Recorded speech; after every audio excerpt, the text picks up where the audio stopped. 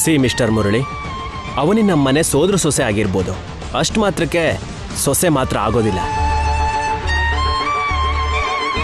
ಅವನಿಗೆ ಸಪೋರ್ಟ್ ಮಾಡಿದ್ರೆ ನೀವು ರಿಸ್ಕಲ್ಲಿ ಸಿಕ್ಕಾಕೋತೀರಾ. ಅವನಿ ಬಗ್ಗೆ ನಾನು ಹೇಳಿದ್ದೆಲ್ಲ ನಿಜ ಅಂತ ನಂಬಿಲ್ಲ ಅಂದ್ರೆ ನೀವು ರಿಸ್ಕಲ್ಲಿ ಬೀಳ್ತೀರಾ. ಹೆದರ್ಸ್ತಿದ್ಯಾ ಮುರಳಿ? ಇಲ್ಲ ರೀ, ಬೇಡ್ಕೊಳ್ಳೋದಕ್ಕಂತ ಬಂದಿದ್ದೀನಿ, ಬೆದರಿಸೋದಕ್ಕಲ್ಲ. ಹಾಗೆ ಬರಬೇಕು ಅಂದ್ಕೊಂಡಿದ್ರೆ ಮೊದಲು ನಿಮ್ಮ ಹತ್ರ ಅಲ್ಲ, ನನ್ನ ಹತ್ರ ಇರೋ ಆಧಾರನ ತಗೊಂಡು ಪೊಲೀಸ್ ಸ್ಟೇಷನ್ಗೆ ಹೋಗ್ತಿದ್ದೆ.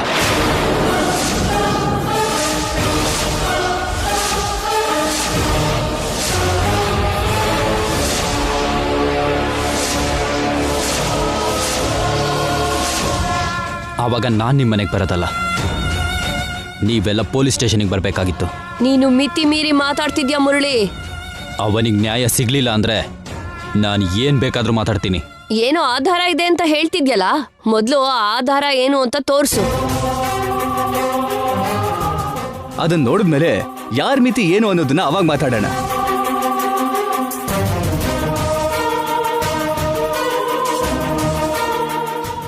ಅವನಿ ಶ್ರೀಕರ್ನ ಮ್ಯಾರೇಜ್ ಸರ್ಟಿಫಿಕೇಟ್.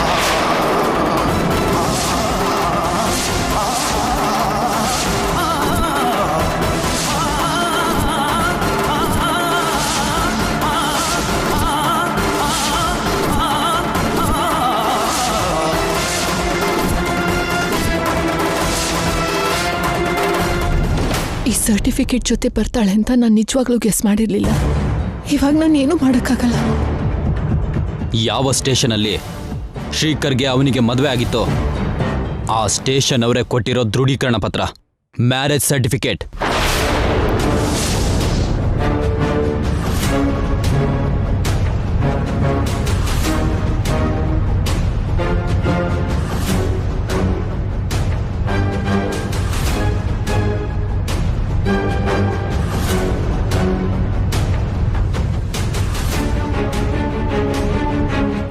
ಇದ್ರ ಮೇಲೆ ನಿಮಗೆ ಯಾವುದೇ ಅನುಮಾನ ಇದ್ರೂ ಎನ್ಕ್ವೈರಿ ಮಾಡ್ಕೊಳ್ಳಿ.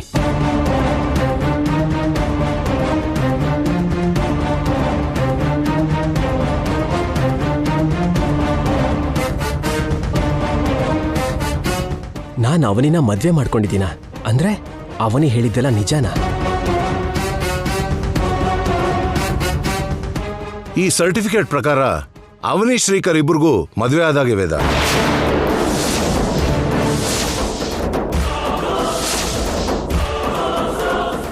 ಅಪ್ಪ ಸರಿಯಾಗಿ ಚೆಕ್ ಮಾಡಿ ಅಪ್ಪ. ಚೆಕ್ ಮಾಡೋ ಅಗತ್ಯ ಇಲ್ಲ ಶ್ರೀಕರ್, ಇದು ನಿಜ.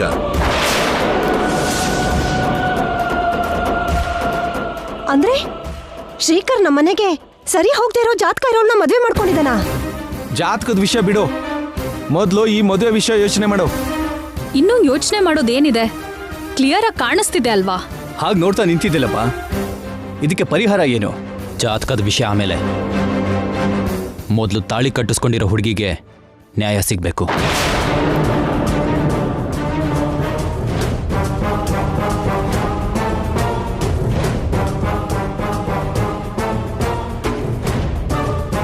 ಇವಾಗ್ಲಾದ್ರೂ ನಂಬ್ತೀರಾ ವೇದವತಿಯವರೇ?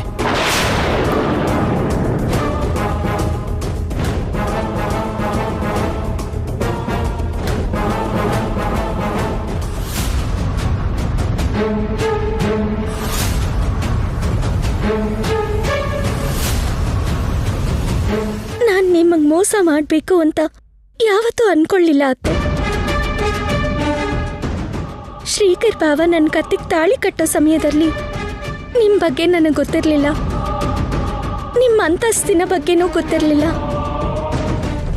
ಆಪತ್ತಿನ ಸಮಯದಲ್ಲಿ ನನ್ನ ಪ್ರೀತಿಸಿರೋ ವ್ಯಕ್ತಿ ಕೈಲಿ ತಾಳಿ ಕಟ್ಟಿಸ್ಕೊಂಡೆ ಅಷ್ಟೇ.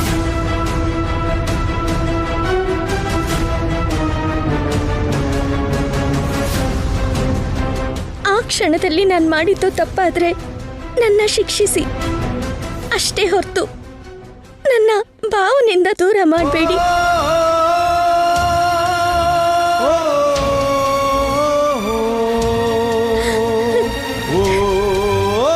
ನಿಹಾರಿಕಾಗ ಅನ್ಯಾಯ ಮಾಡಬೇಕು ಅಂತ ನಾನು ಯಾವತ್ತೂ ಅನ್ಕೊಳ್ಳಿಲ್ಲ ಅತ್ತೆ.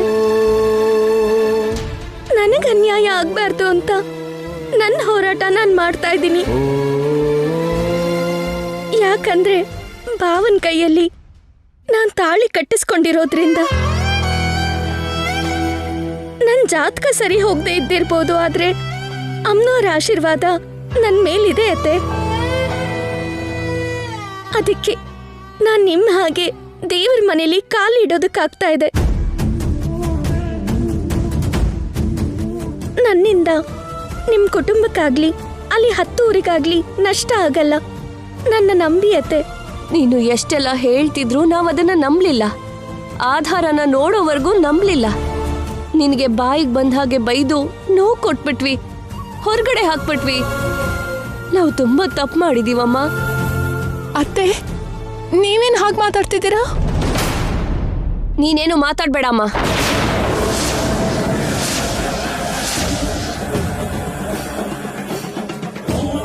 ನಡೆದಿರೋದಕ್ಕೆ ನೀ ಬೇಜಾರು ಮಾಡ್ಕೋಬೇಡಮ್ಮ. ಇನ್ ನೀನೇ ನನ್ನ ಮನೆ ಸೊಸೆ.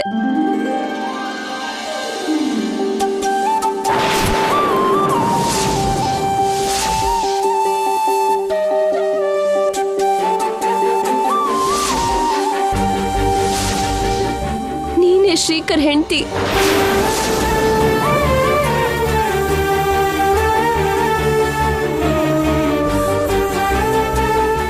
ಯಾರು ಹೌದು ಅಂದ್ರು ಇಲ್ಲ ಅಂದ್ರು ನೀನೇ ನನ್ ಚಿಕ್ಕ ಸೊಸೆ.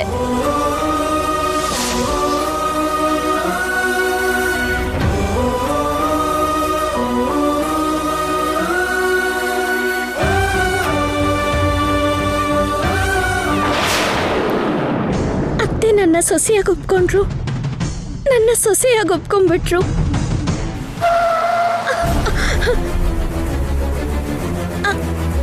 ಅತ್ತೆ ನನ್ನ ಸೊಸೆಯಾಗಿ ಒಪ್ಕೊಂಡ್ಬಿಟ್ರು. ಅವನಿ,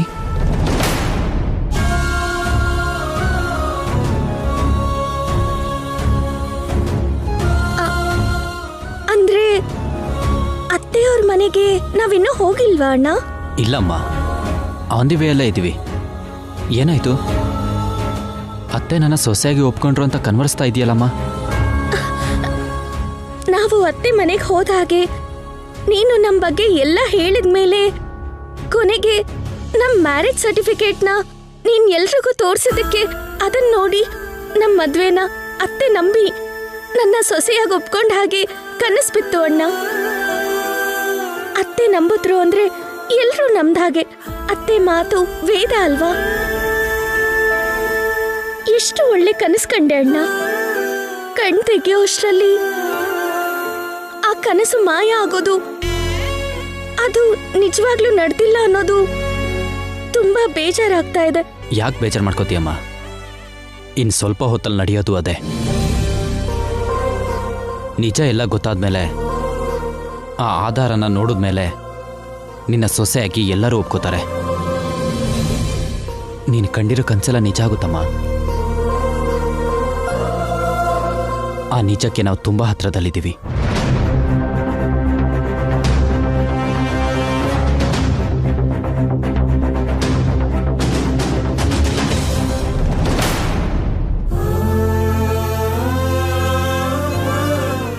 ನನ್ನ ತಂಗಿದು ಅದೃಷ್ಟದ ಜಾತಕ ಅಂತ, ಅವಳ ಜೀವನ ನನ್ನ ಜೀವನದ ಹಾಗೆ ಆಗಲ್ಲ ಅಂತ ನಾನು ತುಂಬ ಸಂತೋಷಪಟ್ಟೆ. ಕೊನೆಗೆ ಕೆಟ್ಟ ಜಾತಕದವಳ ಹಾಗೆ ಉಳ್ಕೊಂಡ್ಬಿಟ್ಲು. ಮದುವೆ ಆದಮೇಲೆ ಕಷ್ಟಗಳಿಂದ ಪಾರಾದ್ಲು ಅಂದ್ಕೊಂಡೆ. ಮತ್ತಷ್ಟು ಕಷ್ಟಗಳಲ್ಲಿ ಸಿಕ್ಕಾಕೊಂಡ್ಲು. ಇವತ್ತು ಮುರಳಿ ದಯೆಯಿಂದ ಆ ಕಷ್ಟದಿಂದ ಪಾರಾಗಬೇಕು. ವೇದವತಿ ಅತ್ತೆ ಅವನಿನ ಸೊಸೆಯಾಗಿ ಒಪ್ಕೋಬೇಕು.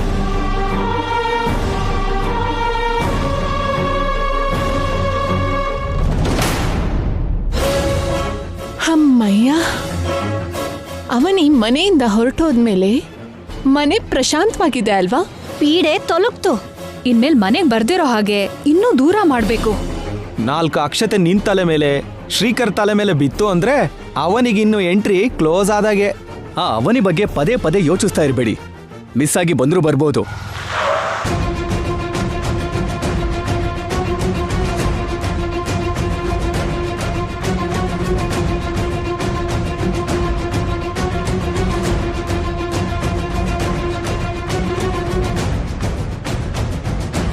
ಬಾಮ್ಮ,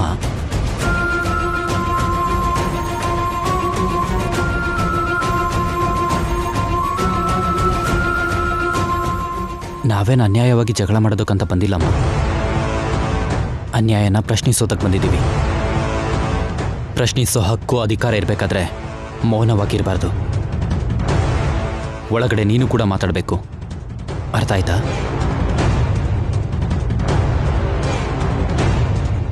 ಬಾಮ್ಮ. ಆದಷ್ಟು ಬೇಗನೆ ನಿನ್ ಮದ್ವೆ ಕೆಲ್ಸಗಳು ಶುರುವಾಗೋದು ಎಲ್ಲ ರೀತಿಯಿಂದಾನೂ ಒಳ್ಳೇದು. ಅತ್ತೆ ಮಾವ ಆ ಕೆಲ್ಸನ ಶುರು ಮಾಡಿದ್ದಾರೆ ಅಲ್ವಾ, ಯಾವುದೇ ರೀತಿ ಟೆನ್ಷನ್ನೂ ಇಲ್ಲ.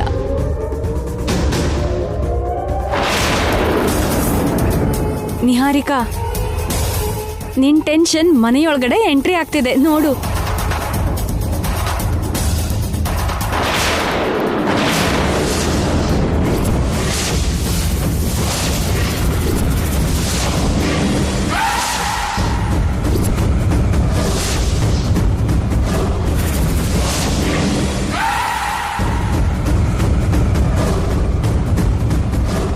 ಶತ್ರುನ ಜಾಸ್ತಿ ಸಲ ನೆನೆಸ್ಕೊಂಡ್ರೆ ಹೀಗೆ ಆಗತ್ತೆ.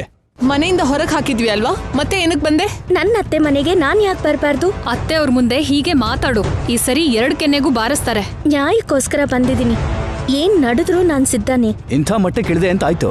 ನನ್ನ ಹೋರಾಟಕ್ಕೆ ನೀವ್ ಏನಂತ ಹೆಸರಿಟ್ಲೂನು ನನಗ್ ಪರವಾಗಿಲ್ಲ. ಲಾಜಿಕ್ ಆಗಿ ಮಾತಾಡ್ತಿದ್ದಾಳೆ. ಕೆಲವರು ಮ್ಯಾಜಿಕ್ ಮಾಡ್ತಾ ಆರಾಮಾಗಿ ಇರ್ತಿದ್ದಾರೆ. ನಾನ್ ಲಾಜಿಕ್ ಮಾತಾಡಿದ್ರೆ ಅದ್ರಲ್ಲಿ ತಪ್ಪೇನಿದೆ? ನಿನ್ ಹಿಂದೆ ಯಾವುದೋ ಧೈರ್ಯ ಇದೆ, ಅದಕ್ಕೆ ನೀನು ಮತ್ತೆ ನಮ್ಮ ಮನೆಗ್ ಬಂದಿದ್ಯಾ. ಇಲ್ಲ ಅಂದಿದ್ರೆ ನಮ್ಮಮ್ಮ ನಿನ್ನ ಮನೆಯಿಂದ ಆಚೆ ಹಾಕಿದ್ಮೇಲೂ ನೀನ್ ಬರಕ್ ಆಗ್ತಿತ್ತಾ? ಏನ್ ನಿನ್ ಧೈರ್ಯ? ನಾನೇ.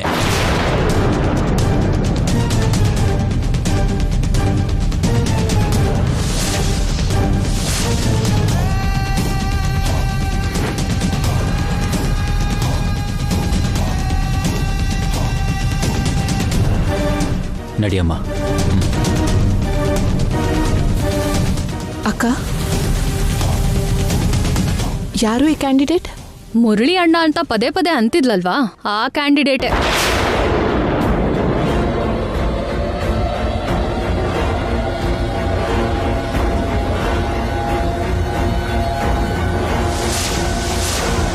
ನಿನ್ ಕೈಯಲ್ಲಿ ನಿಮ್ಮ ಅಕ್ಕನ ಕೈಲಿ ಆಗ್ಲಿಲ್ಲ ಅಂತ ಅಣ್ಣ ಅಲ್ದೇ ಇರೋ ಅಣ್ಣನ್ನ ಕರ್ಕೊಂಡ್ ಬಂದಿದ್ಯಾ ಅವನಿ? ನೀನ್ ಯಾರನ್ನೇ ಕರ್ಕೊಂಡ್ ಬಂದ್ರು ನಮ್ಮ ಮದ್ವೆನ ತಡೆಯಕ್ಕಾಗಲ್ಲ. ನಿಹಾರಿಕಾ ಅಂದ್ರೆ ನೀನೇನಾ? ಎಸ್, ಶ್ರೀಕರ್ ಅವ್ರನ್ನ ಮದ್ವೆ ಮಾಡ್ಕೋತಿರೋಳು. ನಿಮ್ಮೆಲ್ಲರ ಹತ್ರ ಆಮೇಲೆ ಮಾತಾಡ್ತೀನಿ. ಮೊದಲು ದೊಡ್ಡವ್ರ ಹತ್ರ ಮಾತಾಡಬೇಕು. ಆಂಟಿ, ಅಂಕಲ್, ಏಯ್ ಶ್ರೀಕರ್, ಬೇಗ ಹೊರಗೆ ಬನ್ನಿ. ನೀನು ಯಾರ ಜೊತೆ ಮಾತಾಡಿದ್ರೂ ಉತ್ತರ ಒಂದೇ ಬರುತ್ತೆ. ಪ್ರಶ್ನಿಸೋ ವ್ಯಕ್ತಿ ಪ್ರಕಾರ ಉತ್ತರ ಬದಲಾಗುತ್ತೆ. ನೋಡ್ತಾ ಇರು.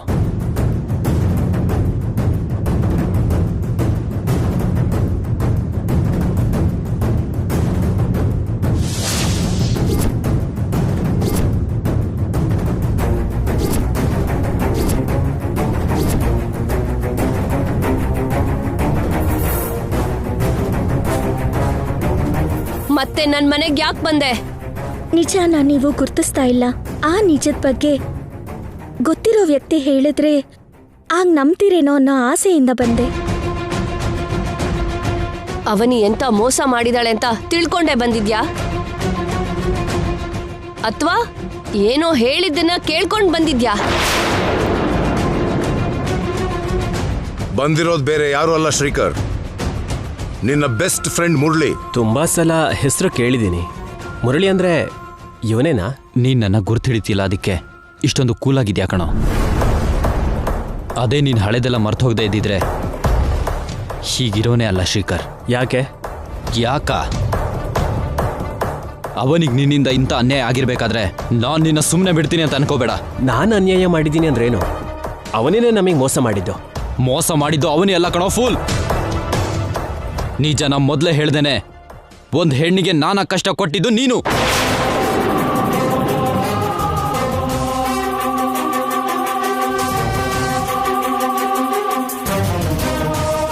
ಅವತ್ತು ನನ್ನ ತಂಗಿ ಅಡ್ಡ ಬರದೇ ಇದ್ದಿದ್ರೆ ಅವನಿ ಜಾತಕದ ಬಗ್ಗೆ ನಿನ್ನಪ್ಪ ಅಮ್ಮನಿಗೆ ಗೊತ್ತಾದ ದಿನಾನೇ ನಿನ್ ಮದುವೆ ಬಗ್ಗೆ ಹೇಳ್ತಿದ್ದೆ. ಅಷ್ಟಕ್ಕೂ ಏನ್ ಮಾತಾಡ್ತಿದ್ಯಾ ನೀನು? ಇವಾಗ ನಿನ್ನ ಹತ್ರ ಎಷ್ಟು ಮಾತಾಡಿದ್ರೂ ಪ್ರಯೋಜನ ಇಲ್ಲ ಕಣೋ. ಆಂಟಿ, ಅಂಕಲ್, ನಡೆದಿರೋ ಬಗ್ಗೆ ಮೊದಲೇ ನಾನು ನಿಮ್ಮ ಹತ್ರ ಸಾರಿ ಕೇಳ್ತಿದ್ದೀನಿ. ಅವಾಗಿದ್ದ ಪರಿಸ್ಥಿತಿಗಳ ಪ್ರಕಾರ ಶ್ರೀಕರ್ ನಿಜನ ಬಚ್ಚಿಟ್ನೇ ಹೊರತು ನಾವು ನಿಜನ ಬಚ್ಚಿಡ್ಬೇಕು ಅಂತ ಅನ್ಕೊಂಡಿರ್ಲಿಲ್ಲ. ಅವನಿ ನಡೆದಿದ್ದೆಲ್ಲ ಹೇಳಿದ್ಲು, ಹಾಗೇನೆ ಅವನಿ ಹೇಳಿದೆಲ್ಲ ನಿಜ. ಅನ್ಕೊಳ್ದೇ ಇರೋ ಪರಿಸ್ಥಿತಿಯಲ್ಲಿ ಇವ್ರ ಮದುವೆ ಚೆನ್ನೈಯಲ್ಲಾಗಿದ್ದು ನಿಜ.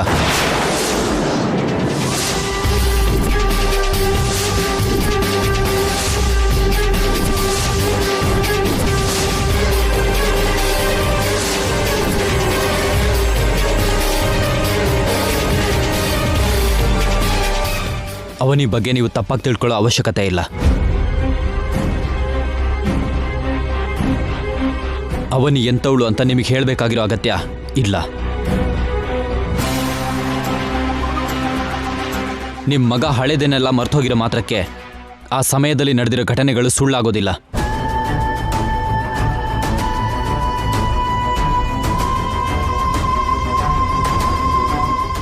ಯಾವ ಹೆಣ್ಣು ಕತ್ತಿಗೆ ಮಂಗಳಸೂತ್ರನ ಸುಮ್ಮನೆ ಹಾಕ್ಕೊಳ್ಳಲ್ಲ.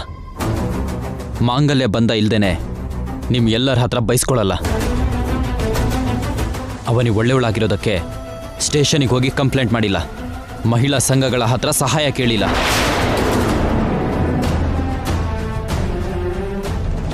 ಅವನಿ ಸ್ಥಾನದಲ್ಲಿ ಬೇರೆ ಹೆಣ್ಣು ಇದ್ದಿದ್ರೆ ಪರಿಸ್ಥಿತಿ ಹೇಗಿರ್ತಿತ್ತು ಅಂತ ಯೋಚನೆ ಮಾಡ್ಕೊಳ್ಳಿ. ಏನ್ ಮುರಳಿ, ಹೆದರ್ಸ್ತಿದ್ಯಾ?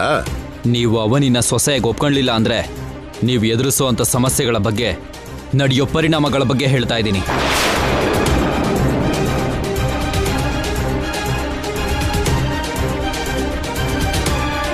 ಹಿಂದೂ ವಿವಾಹ ಕಾಯ್ದೆ ಪ್ರಕಾರ ಮೊದಲು ತಾಳಿ ಕಟ್ಟಿಸ್ಕೊಂಡಿರೋ ಹುಡುಗಿನೇ ಹೆಂಡತಿಯಾಗಿರ್ತಾಳೆ. ಆ ವಿವಾಹಕ್ಕೆ ಬೆಲೆ ಇರೋದು. ಅವಳಿಗೆ ಅನ್ಯಾಯ ಮಾಡಿ ಮತ್ತೊಂದು ಹುಡುಗಿನ ಮದುವೆ ಆಗಬೇಕು ಅಂತ ಪ್ರಯತ್ನ ಮಾಡಿದ್ರೆ ಅಪರಾಧ ಆಗುತ್ತೆ. ಈ ನಿಹಾರಿಕಾ ಜೈಲಿಗೆ ಹೋಗ್ತಾಳೆ.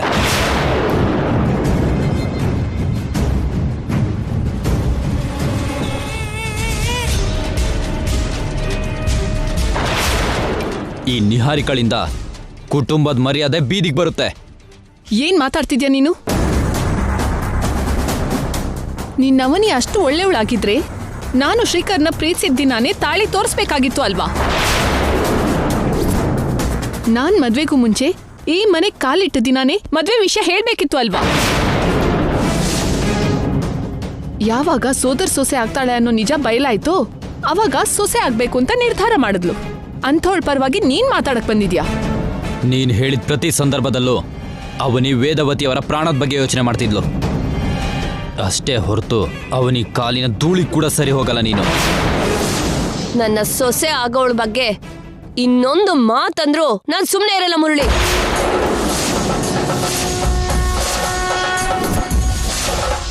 ಮದ್ವೆ ನಡೆದಿರೋ ಬಗ್ಗೆ ಯಾವುದೇ ಆಧಾರ ಇಲ್ದೇನೆ ಎಷ್ಟೊತ್ತು ವಾದ ಮಾಡಿದ್ರು ಕೂಡ ಪ್ರಯೋಜನ ಆಗೋದಿಲ್ಲ. ಆಧಾರ ತೋರಿಸಿದ್ರೆ ನಂಬ್ತೀರಾ? ಯಾಕೆ ನಂಬೋದಿಲ್ಲ? ನಂಬ್ತೀವಿ. ಆಮೇಲೆ ಸೊಸೆಯಾಗಿ ಒಪ್ಕೋತೀರಾ?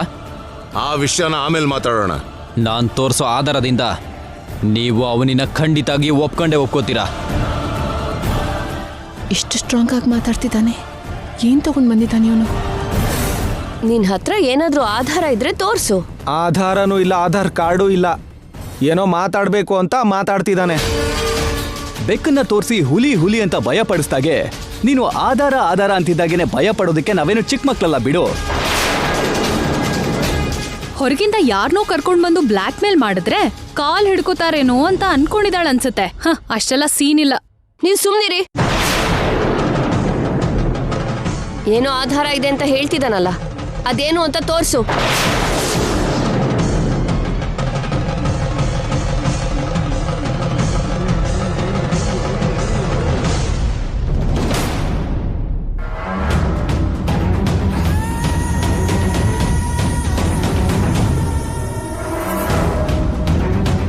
ಇದೇ ಆ ಆಧಾರ. ಇದಕ್ಕೆ ತಲೆ ಬಾಗ್ದೆ ನೀವಿರೋದೇ ಇಲ್ಲ. ದೇವ್ರೆ, ಇದೇನಾದ್ರೂ ಮ್ಯಾರೇಜ್ ಸರ್ಟಿಫಿಕೇಟಾ? ಯಾವ್ದೋ ಬಿಳಿ ಪೇಪರ್ ತಗೊಂಡ್ ಬಂದು ಆಧಾರ ಅಂತಿದ್ಯಲ್ಲ. ಈ ಪೇಪರಲ್ಲಿ ಏನಿದೆ ಅಂತ ನೀವೇ ನೋಡಿ.